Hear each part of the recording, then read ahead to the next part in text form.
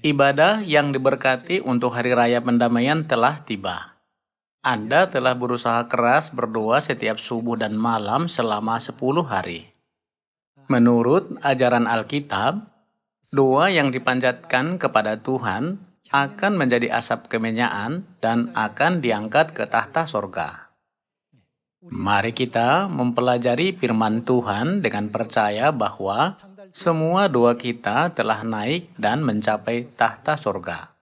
Judul khotbah hari ini adalah Hari Raya Pendamaian dan Rahasia Tempat Paha Kudus. Sebelum kita memulai khotbah hari ini, saya ingin memperkenalkan kepada Anda sebuah cerita sederhana dari Talmud. Dahulu kala, hiduplah seorang ayah yang sangat bijaksana. Untuk membesarkan putranya dengan baik, dia mengirim putranya untuk belajar di luar negeri. Kemudian, sang ayah jatuh sakit, dan sebelum dia meninggal, dia membuat surat wasiat dan memberikannya kepada salah satu hambanya. Dalam wasiatnya tertulis bahwa semua harta miliknya harus diberikan kepada hamba tersebut dan hanya satu hal kepada putranya. Dia juga berkata kepada hamba itu agar jangan memberitahu putranya bahwa dia sakit dan meninggal. Dia khawatir itu akan mengganggu pendidikan putranya. Sang ayah meminta kepada hambanya, tunjukkan kepada putraku wasiatku ketika dia kembali ke rumah setelah menyelesaikan pendidikannya. Warisilah semua milikku dan biarkan putraku mengambil satu hal, apapun yang dia minta. Setelah sang ayah meninggalkan wasiatnya ini, dia meninggal. Setelah putranya menyelesaikan pendidikannya, ia kembali ke rumahnya dan dia diberitahu bahwa ayahnya telah meninggal. Pada saat itu, hamba menunjukkan wasiat ayahnya kepadanya. Dia sangat bingung. Aku tidak bisa percaya ayahku meninggalkan wasiat ini. Kenapa dia melakukan ini? Hati dan pikirannya kacau karena tidak bisa memahami kehendak ayahnya. Jadi, setelah memikirkannya beberapa hari, dia menunjukkan wasiat ayahnya kepada seorang guru yang bijaksana di kota tetangga. Dia bertanya, ayahku menyuruh hambanya untuk mewarisi semua miliknya. Dia hanya meninggalkan satu hal untukku. Apa yang harus saya lakukan? Saya tidak tahu apa kehendak ayahku dengan memberikan kepada saya hanya satu hal. Putranya sangat gelisah dan juga kecewa. Ayahnya memberikan segalanya kepada hambanya dan membiarkan dia hanya memiliki satu hal. Ketika Rabi melihat surat wasiat itu, dia menampar lututnya. Sungguh, ayahmu benar-benar bijaksana. Kenapa? Tanya putranya. Butuh beberapa tahun bagi kamu untuk menyelesaikan pendidikanmu. Jika ayahmu tidak memberikan semua harta miliknya kepada hamba itu, apakah hamba itu bisa mengatur semua hartanya dengan baik?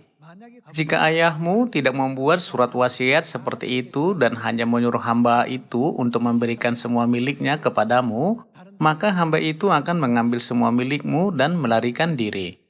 Tapi sekarang semua barang milik ayahmu terpelihara dengan sangat baik, bukan? Itulah sebabnya ayahmu sangat bijaksana. Namun putranya tidak bisa memahami mengapa ayahnya begitu bijaksana. Rabi itu berkata, jika kamu mengambil salah satu milik ayahmu, kamu bisa memiliki semuanya. Sang anak bertanya, apa itu? Ambil hamba itu.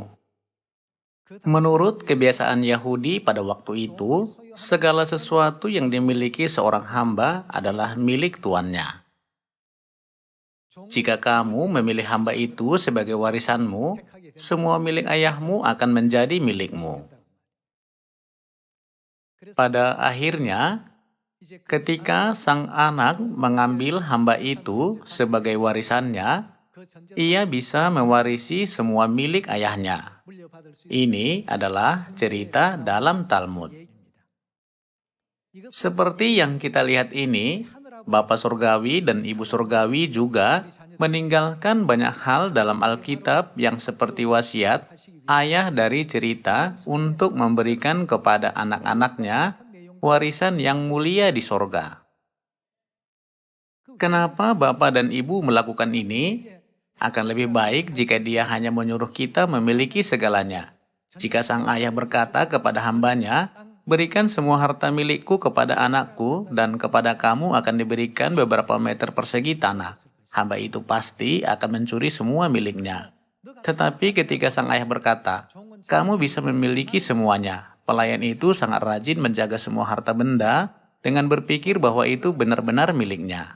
Dia ingin memberitahu putranya kehendaknya yang mendalam. Jika kamu memilih hamba, kamu tidak akan kehilangan apapun, tetapi bisa mengambil semuanya. Mungkin Anda ingin tahu kenapa saya menceritakan cerita ini kepada Anda hari ini. Kambing bagi Azazel dan tempat Maha Kudus berhubungan erat dengan Hari Raya Pendamaian.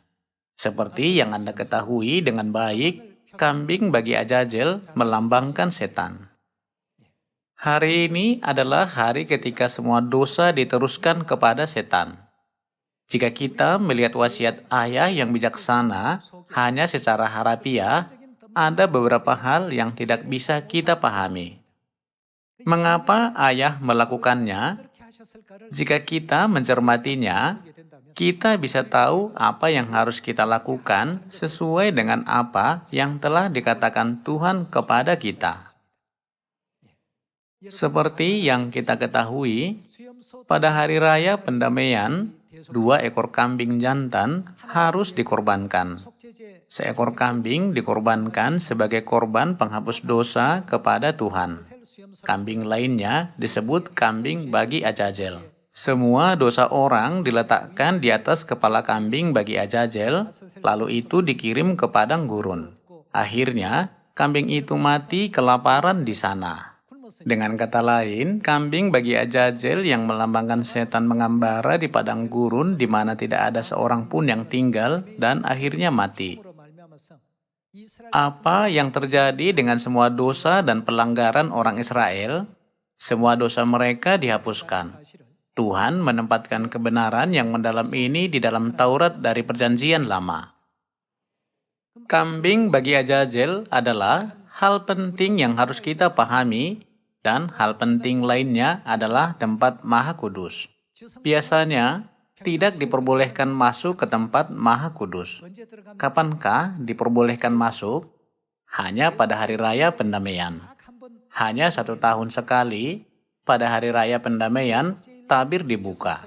Pada Hari Raya Pendamaian, imam besar memasuki tempat Maha Kudus. Dia memercikan darah di tempat Maha Kudus dan menyiramkan darah pada mezbah. Jalan terbuka baginya untuk meletakkan tangannya di atas kambing bagi Azazel dan mengirimkannya ke padang gurun. Tahap-tahap ini sudah Anda ketahui melalui Alkitab. Sampai Hari Raya Pendamaian, setiap kali rakyat berdosa, mereka membawa seekor domba atau kambing kepada imam dan mengakui dosa mereka. Mereka menanggung upah dosa ke atas domba atau kambing sebagai korban penghapus dosa. Domba dan kambing itu kemudian dikorbankan. Mereka dikorbankan agar darahnya dipercikkan pada mezbah. Ketika mereka dikorbankan, dosa-dosa orang dipindahkan ke tempat kudus. Dosa-dosa mereka disimpan dan dikumpulkan di tempat kudus selama 1 tahun. Pada Hari Raya Pendamaian, imam besar membuka tabir tempat kudus dan memasuki tempat Maha Kudus. Hanya dengan demikian, semua dosa rakyat dihapuskan sepenuhnya. Walaupun seekor domba disembelih dan dipersembahkan sebagai korban bakaran kepada Tuhan pada tanggal tertentu, dosa-dosanya tidak sepenuhnya hilang pada hari itu. Hanya dengan memasuki tempat Maha Kudus, dosa-dosa bisa dihapuskan sepenuhnya. Dengan demikian, peran tempat Maha Kudus sangat penting. Ini seperti cerita dari Talmud. Anak itu mengira dia menerima sebagian kecil dari warisan ayahnya. Namun pada kenyataannya, bukankah sang ayah benar-benar memberikan semua miliknya? Jika putranya tidak tahu kehendak yang mendalam, ia akan salah memahami wasiat ayahnya dan dengan keliru akan berpikir, "Ayahku tidak meninggalkan apa-apa untukku."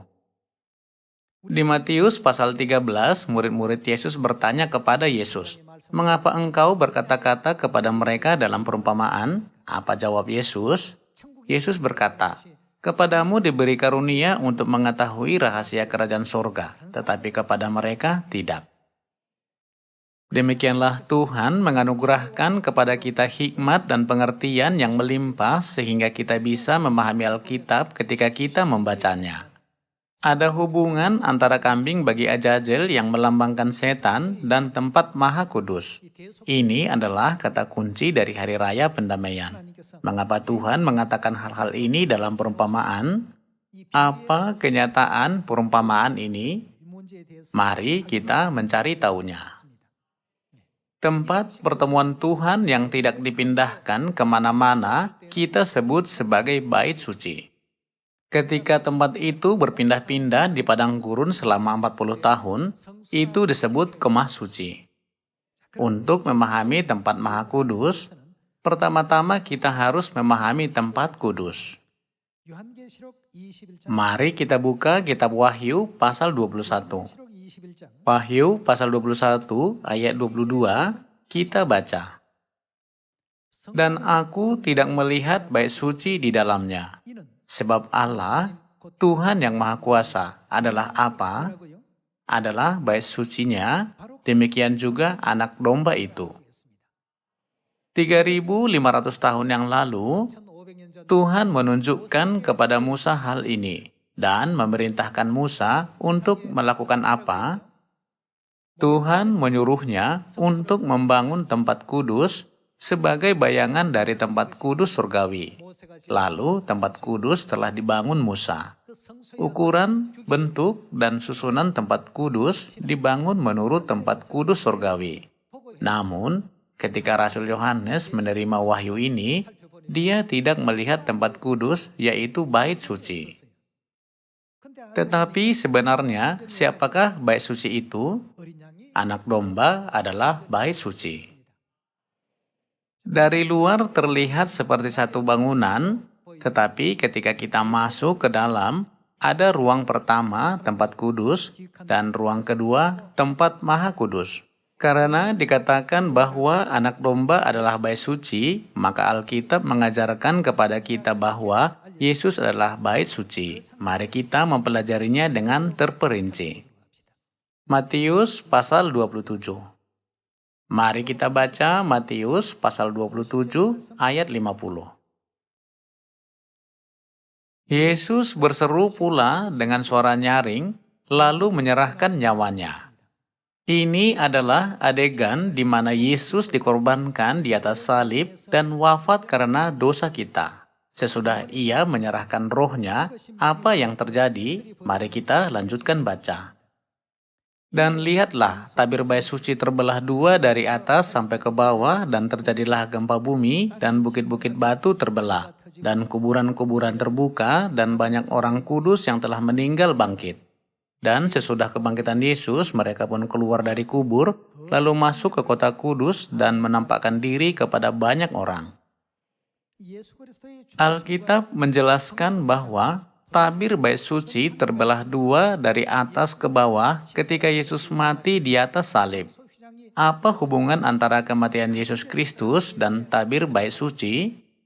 Ini mungkin tampak seperti kejadian yang terjadi secara kebetulan, tetapi Tuhan menanamkan pelajaran yang sangat penting di dalamnya, seperti kehendak Ayah dalam cerita dari Talmud. Apa hubungan antara Yesus dan bait suci? Mari kita baca Ibrani pasal 10 untuk mengetahui arti dari tabir bait suci. Mari kita baca Ibrani pasal 10 ayat 19. Ibrani pasal 10 ayat 19. "Jadi saudara-saudara, oleh darah Yesus kita sekarang penuh keberanian dapat masuk ke dalam mana? Masuk ke dalam tempat kudus." Dalam Alkitab itu ditulis sebagai tempat kudus. Jika mengatakan secara keseluruhan, bait suci itu disebut tempat kudus, tetapi secara rinci itu dibagi menjadi tempat kudus dan tempat maha kudus. Dalam Alkitab versi bahasa Inggris, jelas tertulis sebagai tempat maha kudus. Ini berarti bahwa tempat ini paling kudus di antara semua tempat kudus. Tempat kudus diterjemahkan dalam Alkitab versi bahasa Inggris sebagai holy place. Namun, ini adalah tempat kudus tingkat tertinggi dari sebelumnya. Jadi, itu adalah tempat maha kudus. Tidak ada yang lebih kudus di antara semua bagian tempat kudus. Inilah sebabnya tempat itu adalah tempat maha kudus. Karena itu, ada tertulis, kita sekarang penuh keberanian dapat masuk ke dalam tempat maha kudus. Ayat 20. Karena ia telah membuka jalan yang baru dan yang hidup bagi kita melalui tabir, yaitu siapa? Yaitu dirinya sendiri. Di Alkitab bahasa Inggris ada tertulis that is his body. Siapa yang ditunjukkannya itu adalah tubuh Yesus. Tabir memisahkan ruang pertama dan ruang kedua di dalam bait suci. Namun, tabir tempat kudus sebenarnya melambangkan tubuh Yesus. Melalui kematian Yesus Kristus, pekerjaan hebat terjadi, bahwa tabir bait suci terkoyak dari atas ke bawah. Kalau begitu, apa yang ada di belakang tabir? Sejak tabir robek, tidak ada lagi perbedaan antara tempat kudus dan tempat maha kudus. Sampai saat itu, jalan menuju tempat maha kudus terhalang oleh tabir. Tetapi sejak tabir itu robek, yaitu sejak Kristus mati, Tuhan membuka jalan bagi siapapun untuk langsung masuk ke tempat maha kudus. Kita perlu belajar tentang tempat maha kudus. Mari kita baca Ibrani pasal 6 ayat 19. Pasal 6 ayat 19 kita baca. Pengharapan itu adalah sauh yang kuat dan aman bagi jiwa kita yang telah dilabuhkan sampai kemana? Sampai ke belakang tabir. Di mana tempat belakang tabir, itu adalah tempat maha kudus. Siapa yang pertama kali masuk ke tempat maha kudus? Yesuslah yang pertama kali memasuki tempat maha kudus, dan siapa yang akan mengikuti dia? Anak-anak yang akan diselamatkan harus masuk. Di mana Yesus telah masuk sebagai perintis bagi kita ketika ia menurut peraturan Melkisedek menjadi imam besar sampai selama-lamanya. Pada hari apa imam besar memasuki tempat maha kudus? Hanya pada hari raya pendamaian setahun sekali. Saudara-saudari, sungguh kita diberkati banyak oleh Tuhan karena kita ada di dalam kebenaran ini. Jika imam besar tidak memasuki tempat maha kudus, dosa kita tidak bisa dihapuskan selamanya dan penebusan tidak bisa dilaksanakan. Ketika orang Israel berdosa dan membawa seekor domba atau kambing sebagai korban penghapus dosa, imam menyembelih binatang itu dan menumpahkan darah karena dosa mereka. Meskipun begitu, dosa tidak hilang. Itu tetap tinggal di bait suci. Pada hari raya pendamaian, ketika imam besar memasuki tempat maha kudus, pada saat itulah penebusan abadi diberikan. Oleh karena itu, bagi kita, orang-orang berdosa surgawi, tempat maha kudus merupakan tempat yang harus kita syukuri. Tanpa tempat maha kudus, penebusan kekal untuk dosa-dosa kita tidak akan mungkin terjadi. Seraya kita mempelajari Taurat dalam Perjanjian Lama, kita perlu menyadari apa yang Tuhan ingin kita ketahui melalui tempat maha kudus dan kenapa Tuhan sudah menyuruh Musa untuk membangun kemah suci dengan berkata, apa yang ada di bumi ini adalah bayangan dari apa yang ada di sorga. Ada juga tertulis, aku tidak melihat bait suci di dalamnya, sebab anak domba adalah bait sucinya. Apa yang dilambangkan oleh tempat maha kudus, yaitu ruangan kedua di bait suci. Mari kita cari tahu dengan membaca 1 Raja-Raja pasal 6. Mari kita baca 1 Raja-Raja pasal 6 ayat 14. Pasal 6 ayat 14. Setelah Salomo selesai mendirikan rumah itu, ia melapisi dinding rumah itu dari dalam dengan papan kayu aras. Dari lantai sampai ke balok langit-langit dilapisinya dengan kayu aras. Kemudian disekatnyalah 20 hasta bagian belakang rumah itu dengan papan kayu aras dari lantai sampai ke balok-balok. Lalu dibuatnyalah ruang itu menjadi ruang belakang, menjadi tempat Maha Kudus. Tempat kudus terletak di dekat pintu masuk bait suci, dan tempat Maha Kudus terletak lebih jauh di dalam, jadi itu disebut ruang belakang. Ruang itu menjadi ruang belakang, menjadi tempat Maha Kudus. Ayat 17. Dan 40 hasta panjangnya ruang yang di depan ruang belakang itu, yakni ruang besar. Semuanya ditutupi kayu aras, tidak ada batu kelihatan. Demikianlah dilengkapinya ruang belakang di dalam rumah itu di sebelah dalam sekali, supaya di sana ditaruh tabut perjanjian Tuhan. Ruang belakang itu, tempat Maha Kudus itu, 20 hasta panjangnya, dan 20 hasta lebarnya, dan 20 hasta tingginya. Panjang, lebar, dan tingginya sama. Tuhan sudah menunjukkan pola yang sama kepada Musa supaya Musa membangun kemah suci.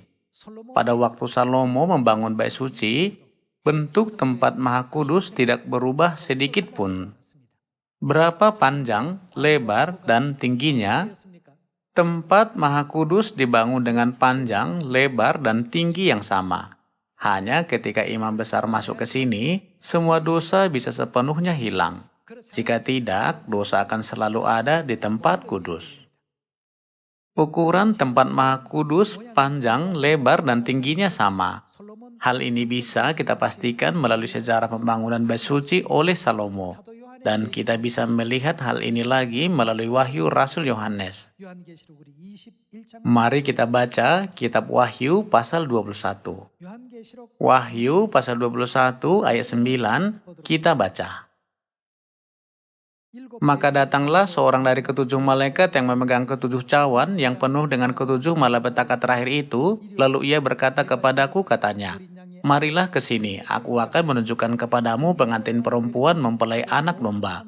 Lalu di dalam roh ia membawa aku ke atas sebuah gunung yang besar lagi tinggi, dan ia menunjukkan kepadaku kota yang kudus itu, Yerusalem, turun dari sorga dari Allah.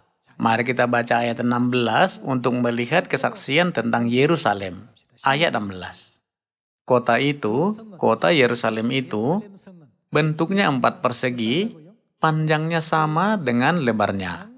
Dan ia mengukur kota itu dengan tongkat itu, 12.000 stadia, panjangnya dan lebarnya, dan tingginya sama.